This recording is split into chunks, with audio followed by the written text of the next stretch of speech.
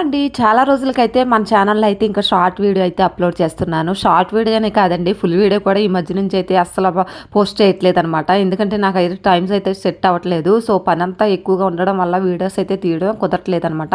Final అయితే Sunday ఒక short video అయితే తీశాను. సండే ఇంకా నాన్ వెజ్ ఏంటంటే రొయ్యలనమాట. రొయ్యలు తీసుకొస్తే ఒలిస్తే కొన్ని అయినాయి అనమాట. ఇంకా అవి శుభ్రంగా కడిగేసేసి కొంచెం ఆయిల్ వేసి కొంచెం పసుపు వేసి చక్కగా ఫ్రై అయితే చేస్తున్నాను. ఈ లోపైతే బాయిల్ ఉడికినాకైతే పెంకుది వేసి ఫ్రై చేసుకొని పెట్టేసుకున్నాను. ఆ తర్వాత ఆనియన్స్, ఉల్లిపాయలు, పచ్చిమిర్చి చక్కగా కట్ చేసి ఇంకా ఫ్రై అయితే చేసుకుంటున్నాను. ఇంకా ఫ్రై అయిపోయినాకైతే అందులో వేపుకున్న రొయ్యలు అలాగే కోడిగుడ్లు వేసేసి చక్కగా ఫ్రై అయితే చేసుకున్నాను. నిమిషాలు చక్కగా వీటితోనే చక్కగా ఫ్రై చేసుకున్నాకైతే ఆ తర్వాత మనకి సరిపడా కారం అయితే వేసుకోవాలన్నమాట. ఇది పైకి తేలుకున్నాకైతే మనకి సరిపడా కారం వేసుకోవాలన్నమాట. నాన్ వెజ్ కదా, కొంచెం ఎక్స్ట్రానే వేసుకోవాలి కారం అనేది. కారం ఎక్కువ వేసుకుంటే కొంచెం నిశ్వాసన అనేది ఏమీ రాదు. ఆల్రెడీ శుభ్రంగానే కడుక్కుంటాం కదా, సో పసుపు కూడా వేయడం వల్ల అయితే అంత స్మెల్ కూడా రాదు. ఇట్లా ఒకసారి ట్రై చేయండి. ఈసారి అయితే డిఫరెంట్గా అయితే చేస్తున్నాను కర్రీ అయితే.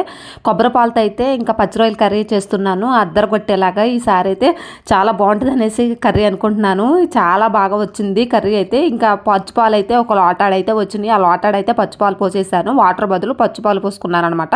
అదేనండి కొబ్బరి పాలతో ఈ విధంగా ఎప్పుడైనా మీరు చేసుకున్నారో లేదో కామెంట్ సెక్షన్లో కామెంట్ చేసేయండి. అలాగే ఒక హాఫ్ అన్ అవర్లో మీడియం ఫ్లేమ్లో కొబ్బరి పాలు పోసుకున్నాక ఉడికించుకుంటే చాలా చాలా బాగుంటుంది. ఫైనల్ అయితే కూర అయితే రెడీ అయిపోయిందండి. ఆయిల్ కూడా పైకి అయితే తేలిపోయింది. చక్కగా కొత్తిమీర కూడా వేసేసుకున్నాను అనమాట. కొబ్బరి పాలు పోసి కర్రీ వండడం ఇదే ఫస్ట్ టైం అనమాట. కొబ్బరి అన్నం కూడా చూశాను కానీ ఇలా కొబ్బరి పాలు పచ్చి రొయ్యలు వేసుకొని వండడం ఇదే ఫస్ట్ టైం. నేనైతే కర్రీ అయితే స్మెల్ అయితే అదరగొట్టేస్తుందండి. ఈ సండే మాకు గుమగుమలాడిపోతుంది అనమాట. వేడివేడి అన్నంలో వేసుకుంటుంటే అదుర్స్ అనమాట. ఓకేనండి, కూర నచ్చితే సబ్స్క్రైబ్ అయితే మర్చిపోకండి. Bye bye.